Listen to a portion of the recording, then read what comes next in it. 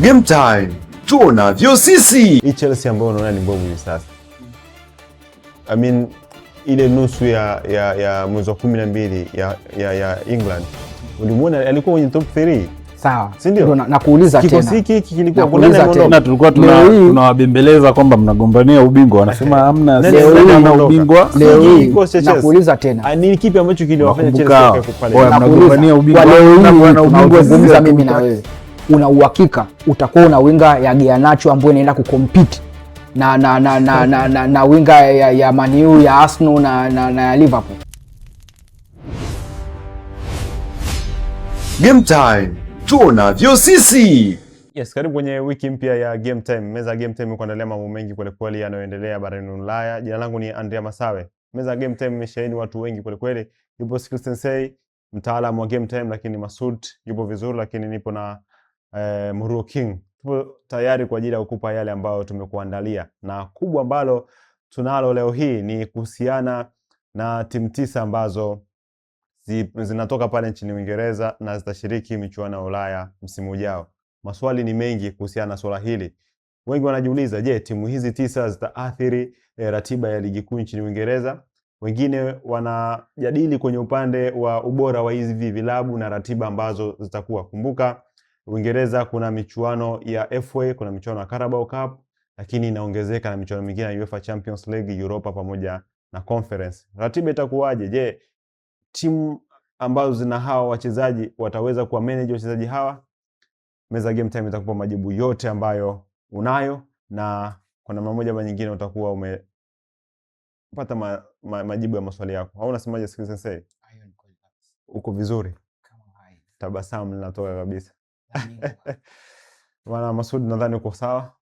Uko vizuri mzee wangu. Uko vizuri sana. Nyama ni mwingi sana bro. Nyama ni mwingi. Yes, bwana, wanasema baraka imekuja nyumbani, lakini baraka muda mwingine inakuwa na changamoto. Timu 9 kutoka nchini Uingereza zitashiriki michuano ya Ulaya msimu ujao.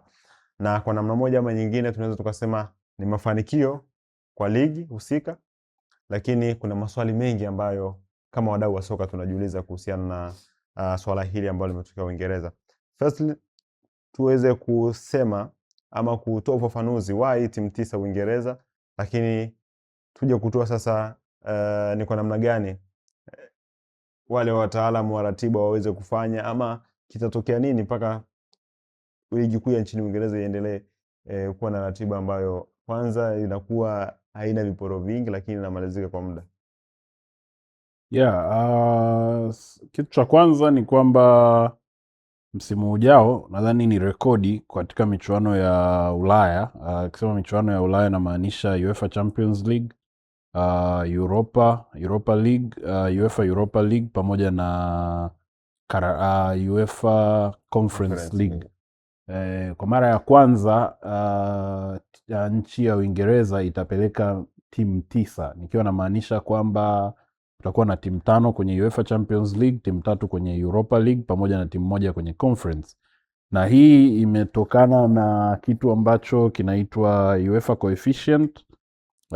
Jinsi ambavyo timu za nchi moja zinafanya vizuri kwenye michuano, aidha kufika nusu finali, robo finali, kufunga magoli kwenye robo finali, nusu finali, na pengine kufika finali, inaongeza points, cumulative points ambazo baadaye zinatumika kucalculate UEFA Coefficient na inaongeza timu. Ndio maana ukiangalia kwenye lile jedwali kuna nchi zinapeleka timu 5 UEFA Champions League kama Uingereza, kuna nchi zinapeleka timu 1, kama niliona nadhani ni Czech, I think ni Czech ambayo inapeleka timu 1 tu. Kama sio Czech nadhani nitaizingatia hiyo, lakini kuna zingine zinapeleka 2, nyingine 3, nyingine 4, nyingine 5. Lakini kilichomfavor Uingereza zaidi ni kwamba bingwa wa Conference anatoka Uingereza. Kwa hiyo bingwa wa Conference automatically ana upgrade kwenda kwenye Europa. Na pia bingwa wa Europa by default bingwa wa Europa anacheza Champions League, lakini nadhani hawajaweza kuitumia hiyo kwa sababu bingwa wa Europa tayari alikuwa ameshafuzu automatically Champions League kwa kuwa nafasi ya 4. Kwa hiyo hiyo ni kitu cha kwanza kwamba nchi ya Uingereza au nchi ya England for that matter itakuwa na timu 9, na ukipiga hesabu ni kwamba kwa ligi yenye timu 20 manake hapo ni takriban nusu, 47-48 ya timu zote zilizoko kwenye michuano zitashiriki kwenye michuano ya Ulaya. Na kwenda kwenye hoja ya pili, madhara, shida ya kwanza ambayo nadhani itakuwepo ni ratiba. Timu 5 zinacheza Jumanne na Jumatano kwenye UEFA Champions League. Kwa maana yake hizi timu 5 zitabidi zicheze Jumamosi ili kutoa nafasi ya kupumzika Jumapili na Jumatatu, si ndio?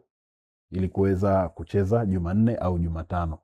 Na timu ambazo timu 4 zinacheza Alhamis. Kwa automatically tutakuwa na fewer games. Tutakuwa na mechi chache sana zinazochezwa Jumamosi. Yeah. Kwa hiyo mechi nyingi zitachezwa Jumapili, Jumatatu. Kwa hiyo ratiba itakuwa haya, lakini pia unabidi uangalie kwamba hizi timu za Uingereza ama England zenyewe hazichezi michuano ya Ulaya peke yake. Kuna Carabao hapo, kuna FA. Kwa hiyo ni changamoto kubwa sana kiratiba, lakini kuna faida. Timu zinavyoenda Ulaya manake zinakuwa na uwezo mkubwa wa kusajili kwa sababu mapato ni mengi, uwekezaji ni mkubwa. Kwa hiyo kuna faida za kiuchumi hapo ambazo hizo ni timu 9 katika 20. More money is injected in the Premier League. Masud, kuna jambo ambalo nimeliwaza hapa. Kuna baadhi ya vilabu vikiwa na vina michuano mingi namna hii, FA, Carabao Cup, Conference labda pamoja na ligi, wanakuwa wanakufa na upande mmoja. Yaani wanasema mimi msimu huu naondoka na Conference. Kwa hiyo unakuta nguvu kubwa hajawekeza kwenye ligi, hawajawekeza kwenye Carabao pamoja na FA. Sasa nataka kufahamu labda kuwa na michuano mingi hivi kwa timu moja inaweza ikaathiri labda ubora wa ligi. Kuathiri ubora wa ligi sidhani. Kwa sababu kwa in this scenario ya England ama EPL kupeleka timu 9 sasa hivi, hata timu zile ambazo ziko kwenye bottom half zinakuwa zinasema na zenyewe zina uwezo wa kufanya alichokifanya Crystal Palace, Sunderland na wengine. Kwa hiyo ushindani utakuwa mkubwa zaidi. Sasa kwa wale zile timu 5 za kutoka nafasi ya 5 labda mpaka ya 10 kupambana na wale wa kutoka nafasi ya 10 kujishuka chini, kwa sababu na wale wa bottom half watataka kupambania hizo nafasi ambazo wamezipata hao wenzao. Wanaona kumbe inawezekana. Inawezekana. Sasa hiyo itakuwa ni changamoto kwa hizo timu. Kusema kuchagua upande, hiyo inatokea kwa sababu wakati mwingine Brentford, Sunderland hawawezi kucompete na timu kama United, City, Chelsea, Arsenal kwenye financial muscles, kwa sababu hizi timu kubwa zina uwezo wa kuwa na wachezaji wengi ambao wanaweza kuhimili mikiki ya game kuwa nyingi. Kwa hiyo wao watacheza kwa kile ambacho wanacho kwenye disposal. Kukubali kuchagua upande ni dhahiri inawezekana, kwa sababu wao kidogo wanakuwa hawana msuli mkubwa kama zile top 5, top 6. Kwa hiyo wanaweza wakaona Conference League inaenda vizuri,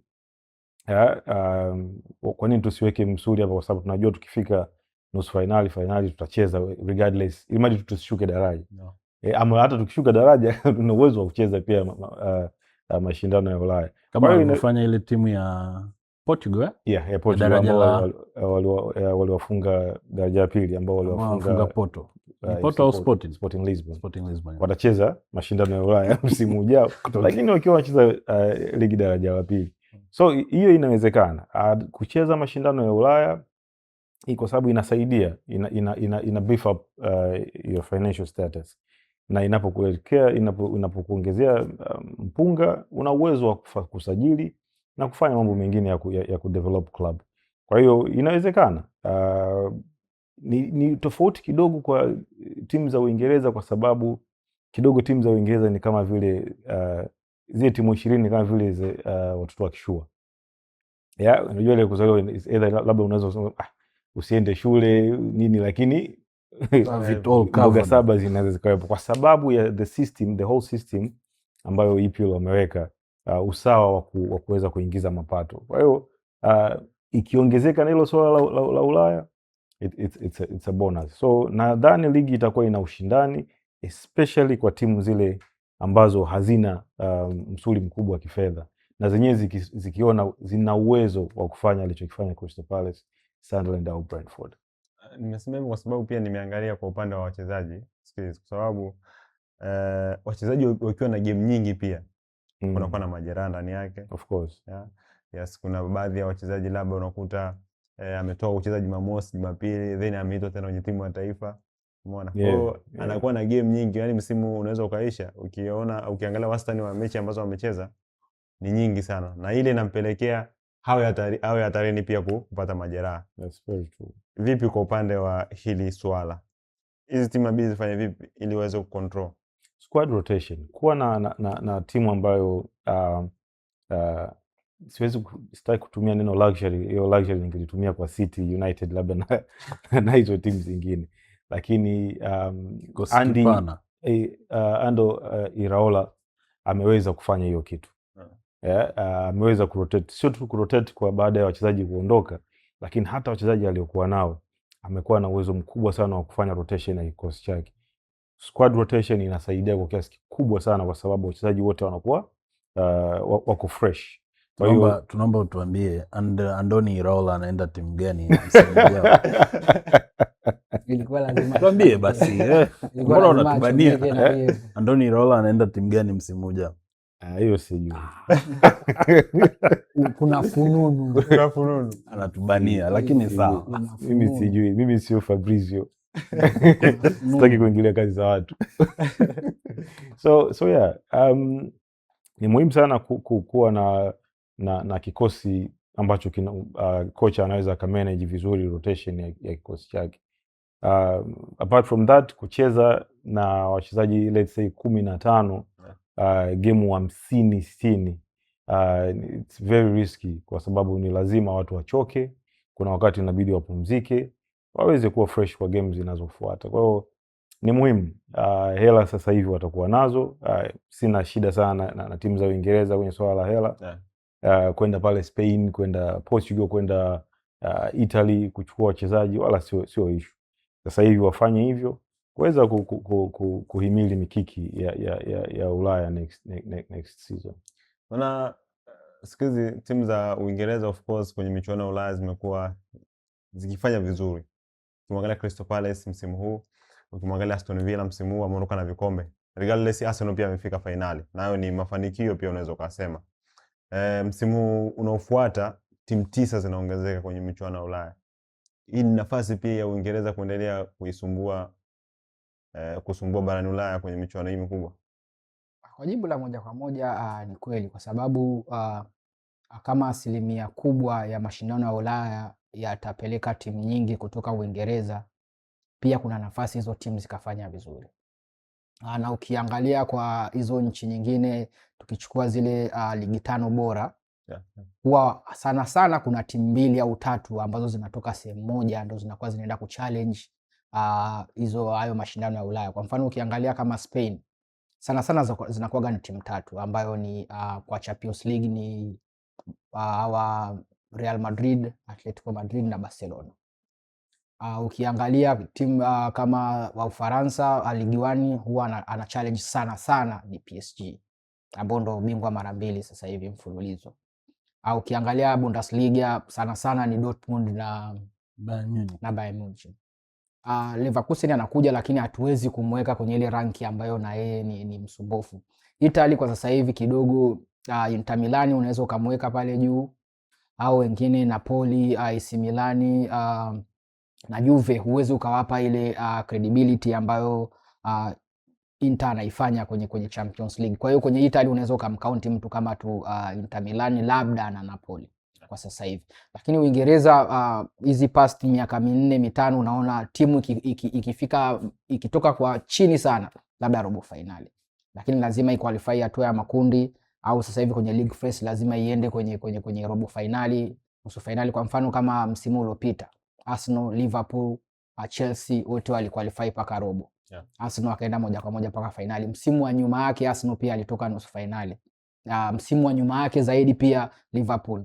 So ukiangalia kwenye timu 9 kupelekwa kwenye michuano ya Ulaya means kuna sehemu kubwa ya Uingereza kwenye ile keki kuikata kipande kikubwa zaidi ya timu nyingine. Pia sio tu Uingereza watakuwa benefited na hili swala la kupeleka timu 9, pia nchi nyingine. Kwa sababu gani? Uingereza itabidi waeke vikosi vyao sawa ili kwenda kucompete, na hauwezi ukanunua wachezaji pekee kutoka Uingereza. Means zile timu za Uingereza zitakwenda kununua wachezaji kwenye timu nyingine ili ku-strengthen vikosi vyao. Tukipeleka Uingereza wakipeleka fedha tuseme Italy, sio Uingereza tu wana benefit kumchukua tuseme Conceição, pia na Juventus wanapata hela kwa ajili ya ku-strengthen kikosi chao kwa ajili ya kucompete kwenye Scudetto msimu unaokuja. Kwa hiyo ni benefit zinaenda sehemu zote. Yes, sehemu zote. Kwa swala uwanjani kweli sasa hivi wachezaji wanatumika sana. Kwa mfano ligi na mashindano yote yameisha tarehe 30 Mei. Watu wanakuwa na spani ya wiki 1 mpaka 2 za kujiandaa waende World Cup. Na wachezaji wa timu kubwa, nafikiri Arsenal kwa Uingereza Manchester City ndio imetoa wachezaji wengi kwenda kwenye World Cup, wachezaji 17. Inafuata Arsenal inatoa wachezaji 14, 15, 16 kama sikosei. Hiyo worldwide, ndio? Yes, kwenda World Cup. City ametoa 17, Arsenal ametoa 16. Means ukisema watu 16 au 17 wameenda kwenye World Cup, hicho ni kikosi kizima na subs. Wataenda kutumika. Unakuta mtu kashacheza dakika zaidi ya 8,000 kwa msimu mzima, anakwenda kucheza tena World Cup. Probably mtu kama Zubimendi anaweza akawa anaingia, means amechoka huku, ndio maana alikuwa anaanza kucheza mtu kama Skelly akapumzishwa, anaenda kutumika tena Spain anacheza. So ili kuhakikisha msimu ujao utakuja kuwa na wachezaji ambao watakupa matokeo na wataka, lazima utafute mbadala wa Zubimendi, kwa sababu ataenda amechoka na atahitaji at least wiki 3 za kupumzika kwa pre-season ili aje kuwa fresh kwenye msimu unapoanza. Hapo ndio unapokuja sasa utaratibu wa kununua wachezaji wengine kwa kuweka kikosi kipana. Means Man City ataathirika, Arsenal ataathirika, Liverpool ataathirika, Manchester United ataathirika, Aston Villa ataathirika. Hizo ni timu 5 zote ambazo zinaenda kucheza Champions League, na wanaenda kucheza Champions League wakati ligi imeanza. Sijui kama unanielewa. So hapo sasa ndo ile inapoanza kutumika. Hapo ndipo makocha inabidi waumize kichwa, na kumbuka hauwezi ukasajili superstars player 4 kwenye position moja au 3 alafu ukasubiri mmoja akae bench ili mwingine acheze. Hapo pia utaleta atmosphere toxic kwenye changing room yako. Lazima uchukue squad player, lazima umchukue mtu mwenye 5 star, lazima umchukue mtu mwenye 3 star ili uweze kuaccommodate kwenye namba kwa ajili ya kushindana. Kwa mfano sasa hivi huwezi kumchukua tuseme Rafael Yao alafu hapo ukamchukua na Yildiz kwenye position moja. Hao wote ni watu ambao wanataka kuwa starter. Huwezi kumweka mmoja nje amsubiri mwingine, na competition ya namba inakujaga mazoezini, nani anaonyesha zaidi ili aweze kuanza. Utapomweka benchi mtu mmoja muda mrefu, ndo zile sasa mtu anaanza kurequest transfer. Yes. Hizo pia zinakuwa ni tatizo. Means makocha wanakuwa na wale manager wanakuwa na kazi kubwa sana. Kwanza ya kuhakikisha kikosi ni kipana kwa kuaccumulate zile competition zote. Pili, jinsi ya kumanage kikosi ili watu wasiwe wanapata namba chache ya dakika za kucheza. Cha tatu, inabidi watu wawe fit kwa ajili ya kudeliver matokeo. Kwa mfano, Arsenal msimu mzima sasa hivi wamecheza dakika zaidi, wachezaji yani timu nzima ya Arsenal imecheza zaidi ya dakika 32 na kuendelea. Tofauti kidogo na PSG ambao takriban imecheza labda dakika 28 mpaka 27. Hiyo inaonyesha jinsi gani unaenda kucheza na mtu ambaye kidogo fetiki yake haiko juu kama ya kwenu. Inawaathiri kwa sababu gani? Unaenda kucheza na wachezaji ambao kidogo walipata muda wa kupumzika, ndio football ilivyo. Alafu wewe unaenda kucheza ambao tayari watu wanaenda kwenye burnout, wameshatumika sana.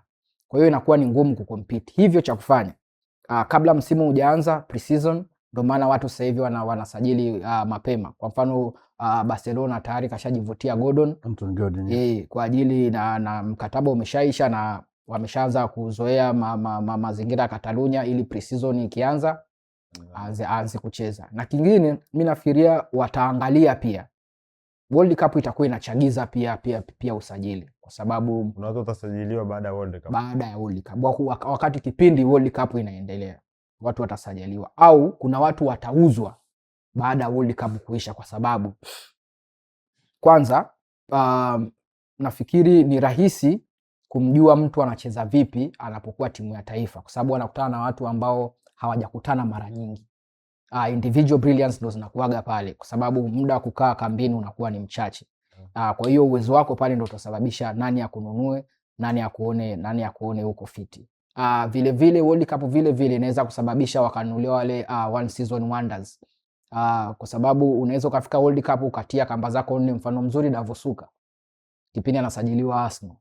World Cup 98 alionyesha, baada ya Arsenal kumchukua story ikawa issue. Tena nadhani pia timu zingine zina, kwa mfano kama Barcelona, inawezekana wanasajili haraka hivi kwa sababu wanajua mambo mawili yatatokea. Baada ya World Cup kuna wachezaji gharama zao, thamani zao zitapanda. Kwa hiyo wanajua tu kwamba kama tunamtaka mtu turuke naye sasa hivi. Lakini kuna kitu umekisema hapo kimenifanya nigundue ama sijui ni realize mashabiki wa Chelsea na Newcastle msimu ujao watakuwa na kazi, kwa sababu watakuwa na timetable ambayo hawaipendi, kwa sababu katika zile timu niweke in quotes, zile timu kubwa Chelsea na Newcastle hawashiriki michuano ya Ulaya.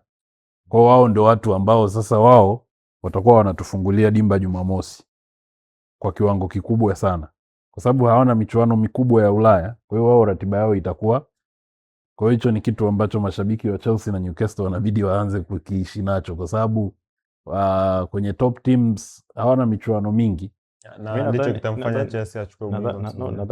Nadhani msikia huyu msikia nadhani ni kitu ambacho Xabi Alonso nadhani atakifurahia, kwa sababu probably atakuwa na muda mwingi wa kukaa na wachezaji na mechi chache za kucheza ambazo hazimuhitaji kuwa na pressure kubwa. So the only thing ambacho atakuwa nacho ni kutengeneza timu. Kuweza kucheza michuano ya Ulaya msimu unaofuata itakuwa ni bonus kwake.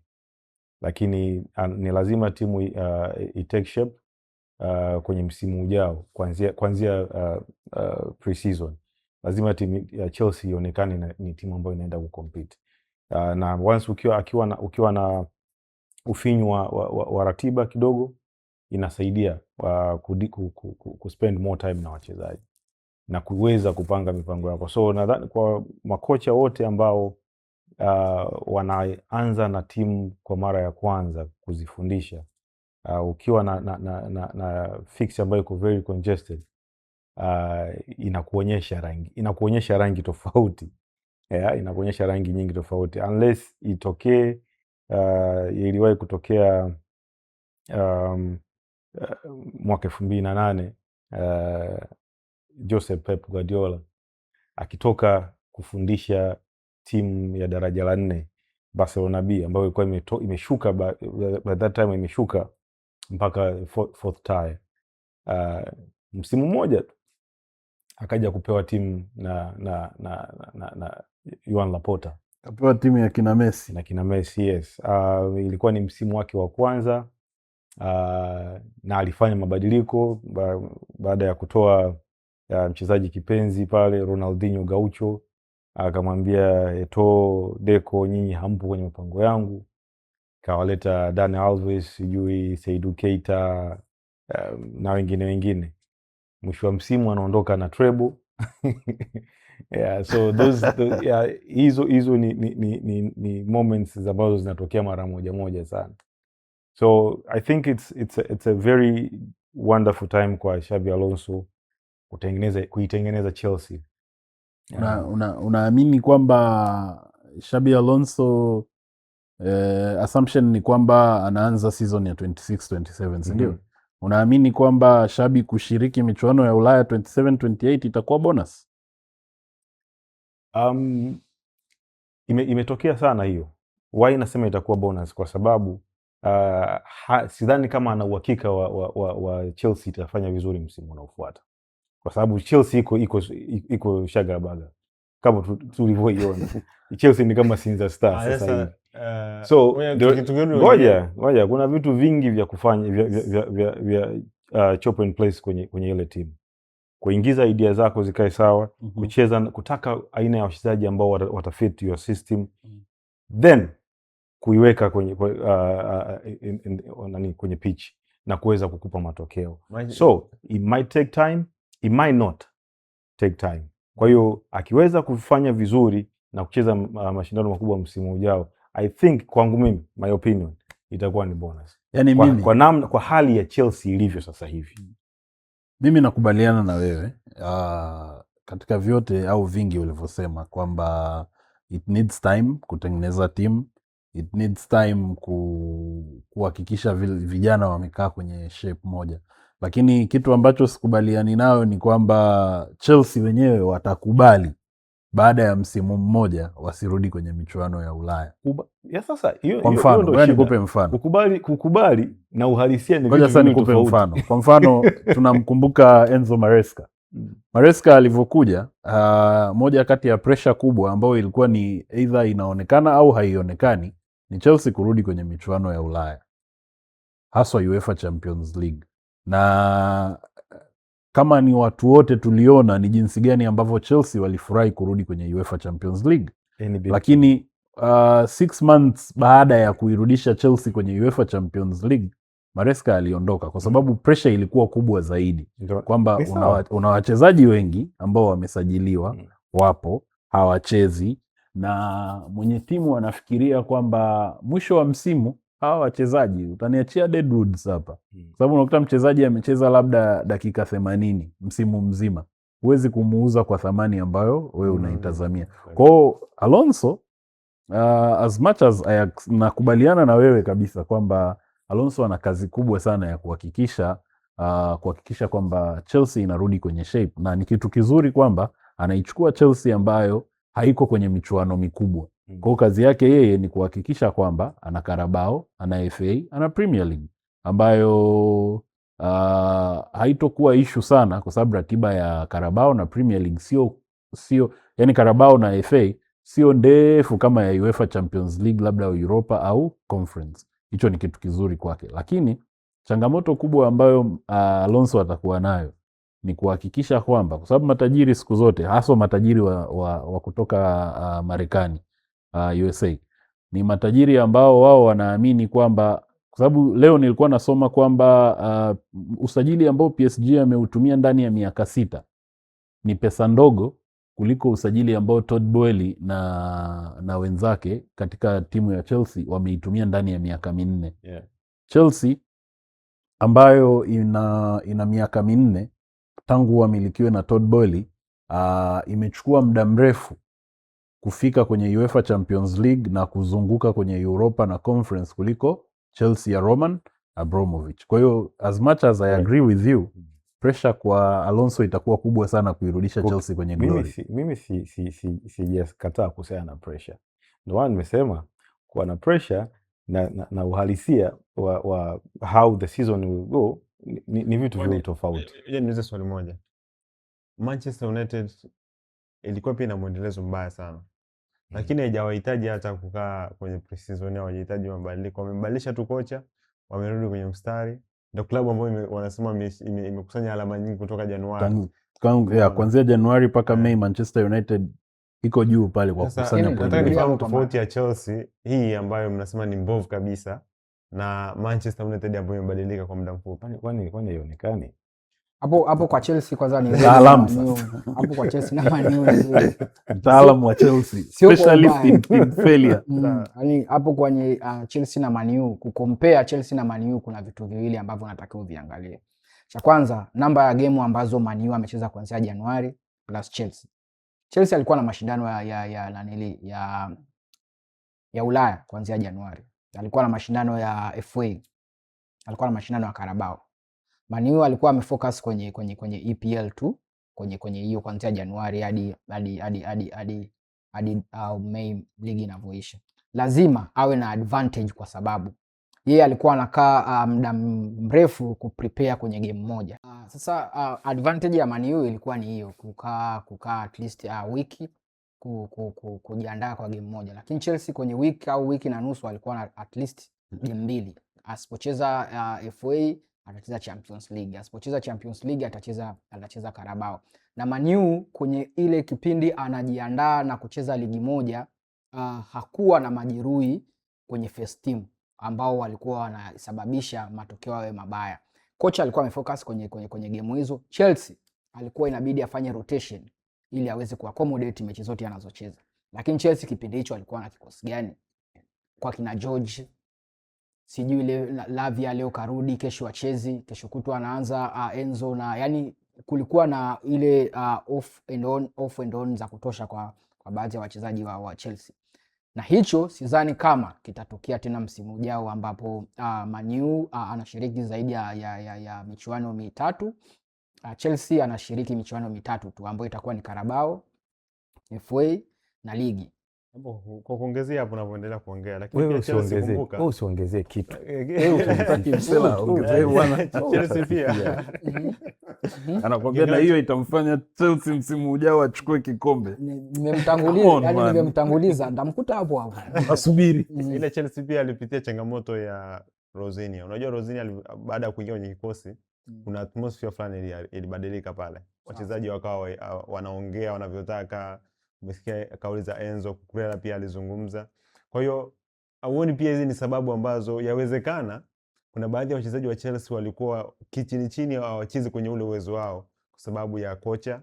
Sasa kaka, Liam Rosenia na Michael Carrick wameajiriwa almost the same day. How many days apart? Na nachotaka kukimaanisha unajua ni nini? Baada ya Rosenia kuja Chelsea, atmosphere ya Chelsea ni tofauti na Carrick alivyotoa Manchester United. Sana hilo sio tatizo la Manchester United au no, I just sijagusa Manchester United. Mimi naiongelea Chelsea ya msimu ujao. Ndio. Yes. Yeah. Tukilinganisha pia kwa sababu Bwana Masoud amelinganisha Chelsea ya hiki kipande cha Januari mpaka mwezi wa 6 akasema Chelsea ni mbovu. Kwa mimi namcriticize Masoud kwa sababu kuna vitu ambavyo mimi naona vimepelekea ili jambo liwepo. Ngoja kwanza nikwambie. Na msimu ujao havita kuwepo. Ngoja kwanza nikwambie. Alichosema Masudi, wewe mwenyewe utakuwa mtu wa mwisho kufikiri alichokifanya Masudi ni uongo. Kwa sababu Chelsea kama ilikuwa iko kwenye fomu nzuri, Chelsea kutoka Januari hadi Mei kafungwa mara 4 na Arsenal. Kafungwa goli 8 na PSG home and away. Sawa. Sikiliza. Hapo ukikompea na Man U ambao kuanzia Januari hadi Mei ndio timu pekee Uingereza iliyoakumulate pointi nyingi kwenye ligi kuliko timu nyingine. Hizo ni fakta mbili ambazo huwezi kusema alichokisema Masudi ni uongo. Nakubali. Man U katoka Januari akiwa mtu wa 6 kama sio wa 7. Kamaliza ligi akiwa mtu wa 3. Hiyo ni achievement. Sawa. Chelsea katoka mtu wa 5 alipokuwa Januari kamaliza mtu wa 10. Ni nafasi 5 kurudi nyuma. Nini kimepelekea hicho ndani ya Chelsea? Ni vitu viwili. Kwanza kubadilisha makocha bila sababu za msingi. Ya pili. Cha pili ni kulose dressing room. Na dressing room unailose kwa sababu gani? Yes, mimi nataka tu maji mawili. Chelsea ku dressing room kuwa na hali mbaya. Yep. Lakini pia kubadilisha makocha. Yes. Tuzungumzie sasa ya msimu ujao. Unaweza ukatabiri kwamba Chelsea inaweza ikafanya vibaya msimu ujao? Na pia siwezi kutabiri kama Chelsea itafanya vizuri msimu ujao kwa sababu zote ni future. Na kila kitu kinakuwa kina factor. Unamuonea. No, it's true. Mwanangu. It's true. Kwa sababu nikichukua case study ya Liverpool msimu uliopita alichukua ubingwa bila kufanya usajili wowote. Akaja akasplash zaidi ya euro milioni 500 kwa ajili ya kuchukua wachezaji takriban 6 au 5. Wachezaji 7.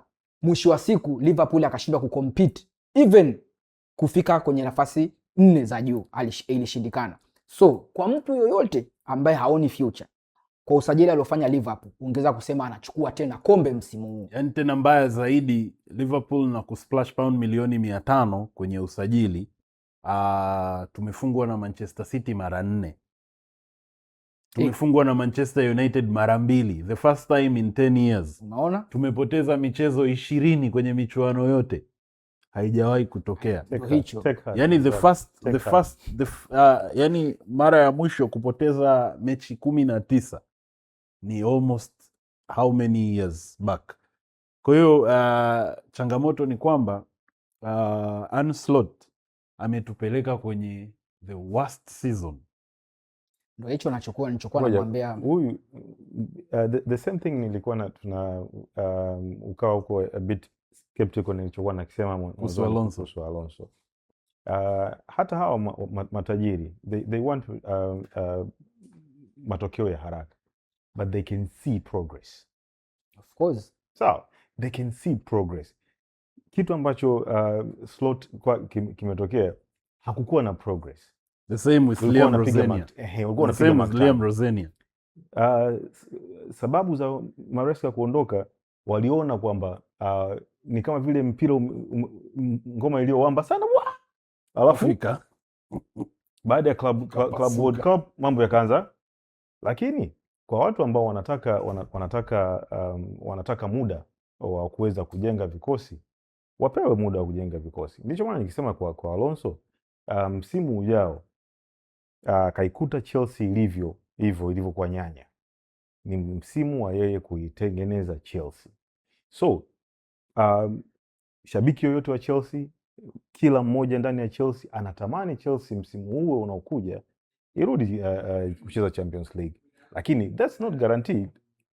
Sawa, ni msimu wake wa kwanza, ni msimu ambao anatakiwa aitengeneze Chelsea labda for the long run, si ndio? Na hatujui nini makubaliano ya Alonso na uongozi wa Chelsea. Anaweza akafika akawaambia kwamba jamani, timu nimeikuta iko sehemu mbaya, I need like 2 to 3 season hii timu kuweza kucompete katika majukwaa makubwa ya football. Na kingine nikaongezea hapo Masudi, kabla hujamaliza, Chelsea pia kumbuka wanaenda kuwa na inawezekana wakawa na bani ya kusajili, means inabidi kwenye kikosi alichokuwa nacho akimanage huku akichukua madogo kwenye academy kuja kuongeza nguvu kama atahitaji hicho.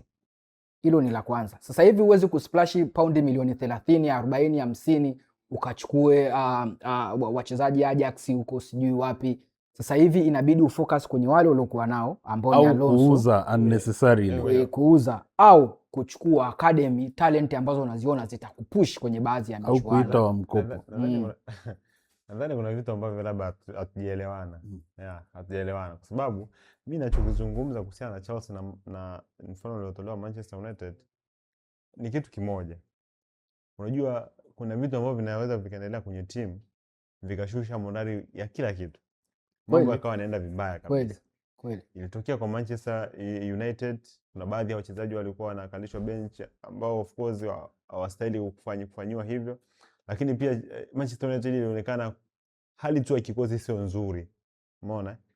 Carrick alivyokuja pale unaona mbona majamaa wamerudi kwenye form. Hapo nimekuelewa unachotaka kuzungumza. Nimekuelewa. Lakini wewe kama wewe sasa. Ukiachana na alichosema Masudi, ukiachana na anachokisema mimi na anachokisema Muruo, kwa kikosi unachokiona cha Chelsea, first 11 ya Chelsea. Wewe unaona kwa first 11 ile hata ukipewa sasa hivi Pep unaweza kucompete na top 5? Hali ikiwa njema inawezekana. Kwa kikosi kile kwa mfano. Hali ikiwa njema inawezekana.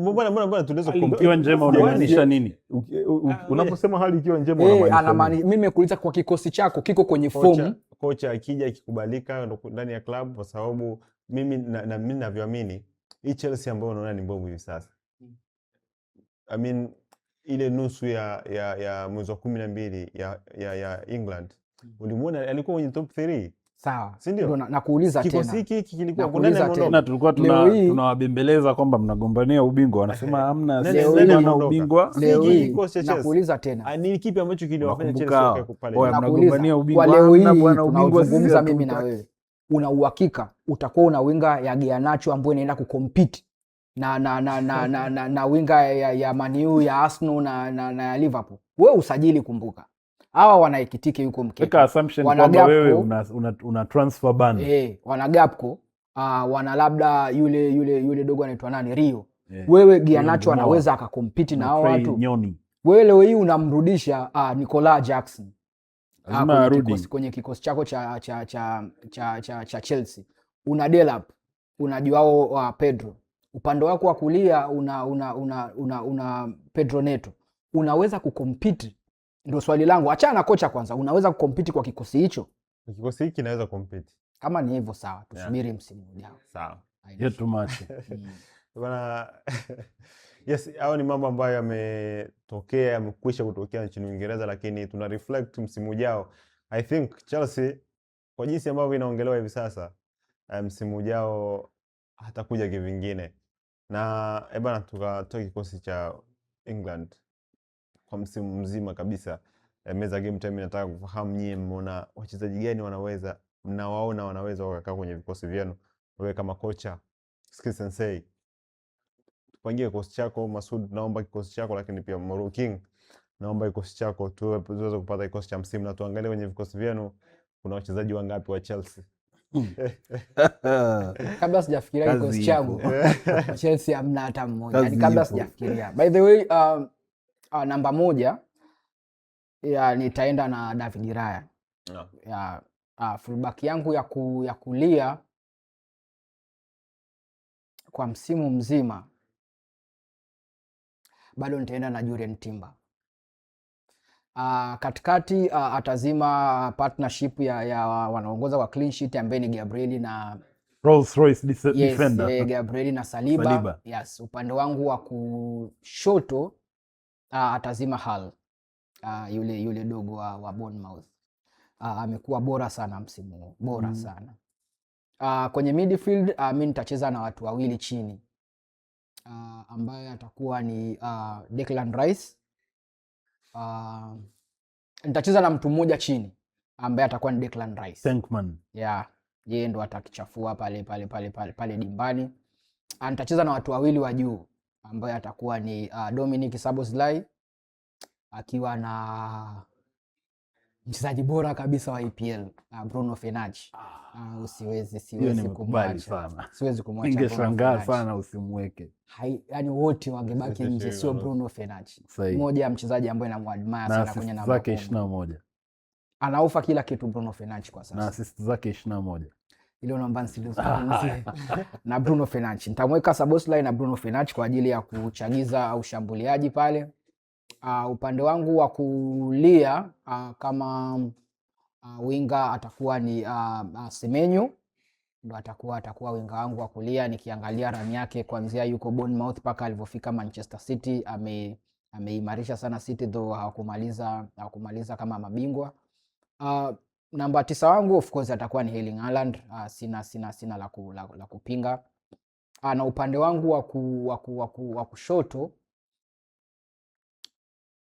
nitakuwa mchoyo sana wa fadhila kama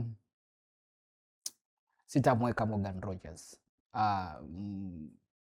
Amekuwa na msimu mzuri sana Aston Villa msimu huu, na ningependa atokee upande wa kulia, wa kushoto awe anaingia kulia. Nafikiri hicho ndo kikosi changu nachokiona na watu walioperform vizuri kwenye msimu wa EPL. Na kocha atakuwa ni Mikel Arteta kwenye kikosi hicho.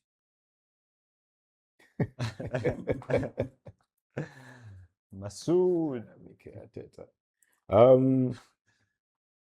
Golini ni David Raya. Top goalkeeper msimu huu. Fullback ya kulia niko split between Daniel Munoz wa Crystal Palace na Tony Livramento, but I think Daniel Munoz amekuwa solid. Katikati naweza nikawaweka mapacha wale wa Gabriel na Saliba, Rolls Royce defender. Upande wa kushoto nitamweka Nico O'Reilly. Midfielder watatu katikati, Bruno Fernandes, Dominic Szoboszlai na Declan Rice. Kwenye front 3 Erling Haaland,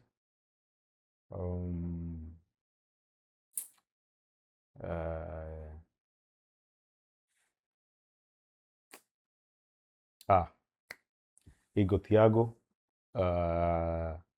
na Antoine Semenyo. Kuna maswali unaweza kuulizana baada ya hapo. Baada ya hapo mimi kikosi changu the obvious choice goalkeeper ni David Raya. Mabeki wangu kuanzia upande mmoja kwenda upande mwingine Jurrien Timber, fantastic. William Saliba na Gabriel. Upande mwingine namweka Nico Riley, fantastic. Then katikati Tankman, mtu wangu wa chini hapa ni Declan Rice, bwana mchele ametisha sana. Bruno Fernandes na Dominic Szoboszlai. Halafu nikiwapanga watu wangu wa mbele pale, Haaland katikati, upande mwingine atakaa Igor Thiago, upande mwingine atakaa Semenyo. Nadhani hiyo ni best attacking prowess. Halafu kocha wangu mimi namkubali sana Arteta, lakini mi kocha wangu atakuwa Pep Guardiola. Mimi sikutaja kocha. Si utaki? Kocha ni yeye. Hapana. Au kocha ni wewe? Kocha ni Andoni Raola. Fair. Na msaidizi wake ni mimi. Saidie basi, Andoni Raola anaenda timu gani bro? Saidie basi. Andoni Raola anaenda timu gani? Taanza kulia hapa dili collapse. Shauri yako. Bwana, sijamwona Enzo Fernandez, sijamwona Moises Caicedo. Mweke kwenye timu yako. Mweke kwenye timu yako. Hiyo timu pia inakuwa ina substitute bro. Hawezi ni sio timu ya jeshi kwamba watacheza mwanzo mwisho. Amweke kwenye timu yake. Mimi ninachotaka ukifahamu ni kwamba Ranchek, unajua kuna sajili zimefanyika dirisha dogo, lakini sawa, hawezi kucheza wote. Lakini kwa mfano kikosi changu mimi nakupa kikosi changu ukiedit. Kikosi changu nakupa ukiedit. Mtoe mchezaji mmoja ili Ranchek aingie. Namtoa dogo ulimtaja Semenyo, afu ulimtaja mwingine huko nani? Morgan Rogers. Amkala. Semenyo, check Haaland. Mapenzi ya. Sawa. Check is fantastic, lakini ameamua tu kumlazimisha acheze kushoto. Check is fantastic basi. Lakini Morgan, Igor overall msimu mzima. Yani Morgan na Check, Morgan has a very angalia mchezaji kama Morgan yuko Aston Villa day in day out, anakupa mzigo. Cheki analetwa City pale dakika ya 70 kwenda kufanya ball juggling. Ile Morgan Rogers watu tu hawamzingatii, lakini kuna watu kama kina Andrew ambao wao wanapenda showboating. Yani kwanza dakika wao wanapenda kutangazwa. Kikosi chake kinaaje Doku lazima.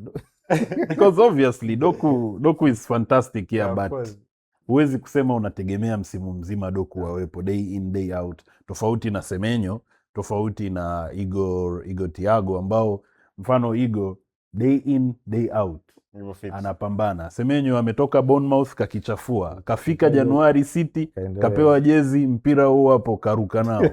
You can't touch that man. Kama salesperson yani wewe umeingia chukua product ingia mtaani. Ukishajitangaza wewe ni sales rep, ukifika kwenye kampuni wanakupa bidhaa kauze. Hamna mambo ya kuanza sijui uzoe. So kingine nilichokuwa nakifikiria kwenye zile timu 9 ambazo zinakwenda kushiriki michuano ya Ulaya msimu ujao kutoka Uingereza, baadhi ya timu zimebadilisha makocha, kama sio zote, kwa sababu ukiangalia kwenye timu 9 timu 3 tasogea tu paka kwenye 4. Liverpool watabadilisha kocha. Andoni anaondoka pia. So kama Liverpool wakimpata Andoni, na maana wamebadilisha ndio. Wanasema for the first time hakutakuwa na kocha mwenye kipara EPL, kama kila kitu kikibaki kilivyo. Oliver Glasner yeye tayari kaondoka. Takriban timu 4 zimebadilisha makocha, kwa sababu timu ambazo na uhakika makocha wake watabaki Arsenal, Manchester United. Manchester United technically wamebadilisha, lakini poa. Manchester United, Aston Villa, hizo ni timu tatu ambao na kama kocha wao walikuwepo at least nusu ya msimu uliopita na kumaliza.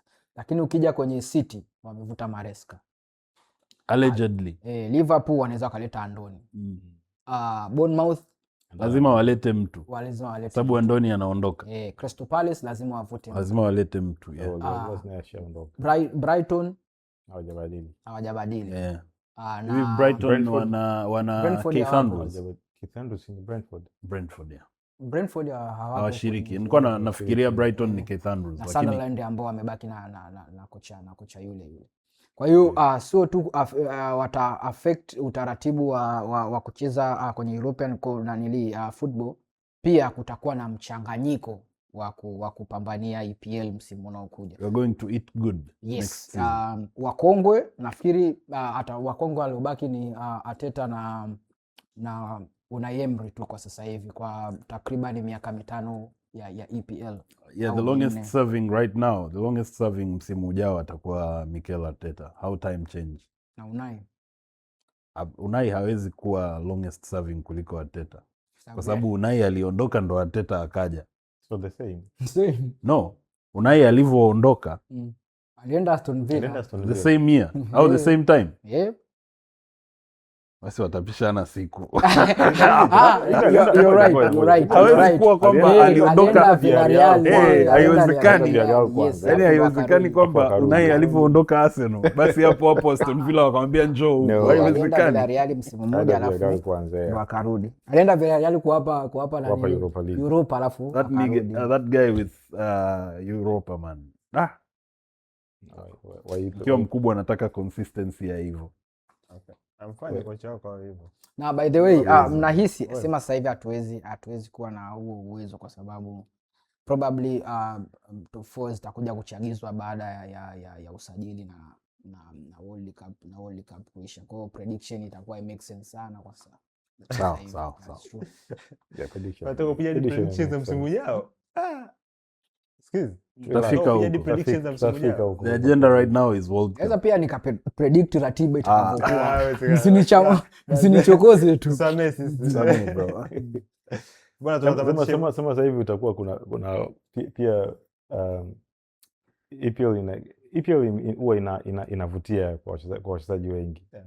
Lakini nadhani sasa hivi itavutia zaidi kwa sababu sasa hivi kutakuwa kuna yani nadhani influx ya wachezaji EPL itakuwa kubwa sana kwa sababu mtu sasa hivi hawazi kwamba nikienda Crystal Palace nacheza mashindano ya Ulaya. Sasa hivi pia nikienda Crystal Palace nacheza. Pinzani utakuwa mkubwa kwa sababu zile nafasi 9. By the way, inawezekana msimu ujao 27 28 probably PL ikaingiza timu 10 kwenye mashindano ya Ulaya.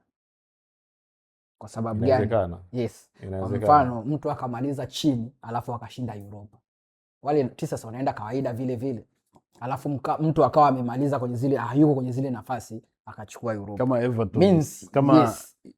I remember haikuwa Everton. Ile Everton walikosa nafasi ili Liverpool waingie 2005 2006. So haikati hiyo. So inawezekana likatokea hilo. Kingine I think Spurs alivyochukua Europa alikuwa nafasi ya 17. Kwa hiyo akalazimika yeye aingie UEFA Champions League pamoja na kwamba yuko nafasi ya 17. Kwa vitu kama hivyo. Kingine Chelsea pia watakuwa na mbadala kwa sababu Lampard amerudi EPL. Huenda Alonso akizungua kabla Christmas, Alonso akileta michezo wanaweza wakamchukua mtu wao kama Simba na Matola. Kwamba popote Matola atakapokuwepo. Kwa itabiria Chelsea kufanya vibaya. Dawa yake huyu ni kufunga tu zoezi. Sababu la sivyo ataendelea kukuua. Hizo zoezi zimefunga muda mrefu sana. Nasema ana extend.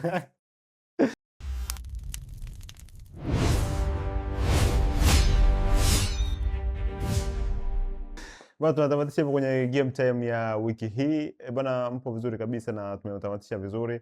Tumeshataja kikosi cha ligi. Nimekumbuka kitu kimoja. Sajili zimefanyika nyingi sana. Hasa dirisha dogo. Unadhani ni sajili gani imekuwa kali sana? Alishasema mbona ni Semenyo. Simple sana. Simple Semenyo. sana. Yaani Kubaliana Semenyo. kama ni usajili wa nusu msimu ni Semenyo. Kama ni usajili wa msimu mzima mimi naenda na goalkeeper wa goalkeeper wa watu hawa. I say yule bwana amepambana. Enough said man. Angechukua alichokisema nadhani kwenye session iliyopita sijui ya goalkeeper ambaye ana save percentage kubwa. Ilikuwa ni Sane Lerman. Kwa hiyo na ndio maana labda akachukua usajili bora ya msimu. Kidogo tu lakini msimu ujao. Yule mpaka atakosa pumzi. Atakuwepo. Atajinyonga sana. Basi tufuatilie kupitia Instagram, Facebook, Twitter, Twitter na X zamani Twitter kwa jina la Dimbani Connect. Episode nzima ipo YouTube. Clips zote zipo YouTube pia kwa njia ya short pale utazipata zote. Skills Sensei unaweza kumpata kwa jina la skills_sensei kwenye mitandao yote ya kijamii, lakini Masud unaweza kumpata kwa jina la @Masud Junior, lakini I am Masud Junior pale X. Right. Yes, Moruo King unaweza kumpata kwa jina la Moruo King_ Instagram na Moruo King Twitter zamani X. Yes. X zamani Twitter. Jina langu ni Andrea Masawe, nifuatilie kupitia kwa jina la Andrea_Masawe 14 kwenye mitandao yote ya kijamii. Uwe na wakati mwema.